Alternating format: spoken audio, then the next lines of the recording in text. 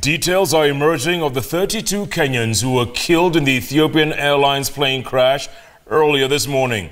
Citizen Television has learned that at least 2 senior managers of the Kenya Airports Authority, a prominent hotelier, and a former football administrator are among those who died in the crash. All the 2 KAA managers, I beg your pardon, have been identified as retired Brigadier George Kabugi, who was the head of security at the parastatal, and Juliet Otieno, who was the acting general manager in charge of human resources. The hotelier, whose death was also confirmed by the Ministry of Tourism, is the Chief Executive Officer of Tamarind Group, Jonathan Seeks.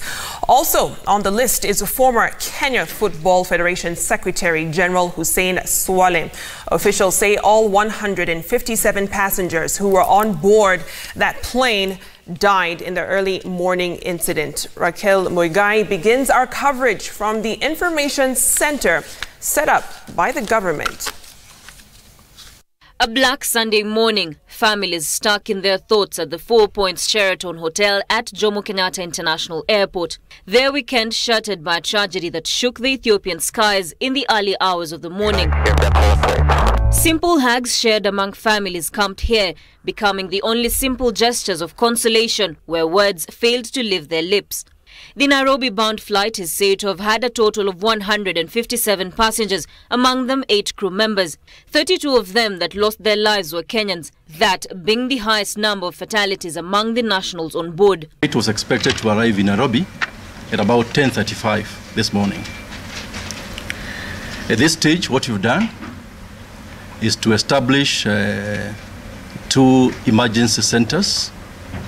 One in what we call Terminal 1D, whereby we shall be meeting the relatives and friends who were to meet the passengers upon arrival. For the better part of the day, families have been receiving counseling services at the Jomo Kenyatta International Airport. According to a statement issued to newsrooms by the Kenya Red Cross, the organization is coordinating with the Kenya Aviation Authority and the Ethiopian Red Crescent to provide the needed humanitarian support. Additionally, the Kenya Red Cross has set up hotline numbers that will remain active 24/7 to offer any needed support.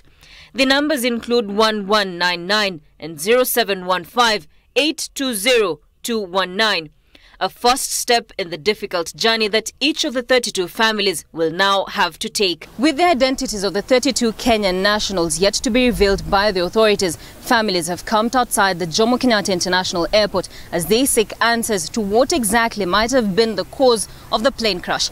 Raquel Muigai, Citizen TV, Nairobi.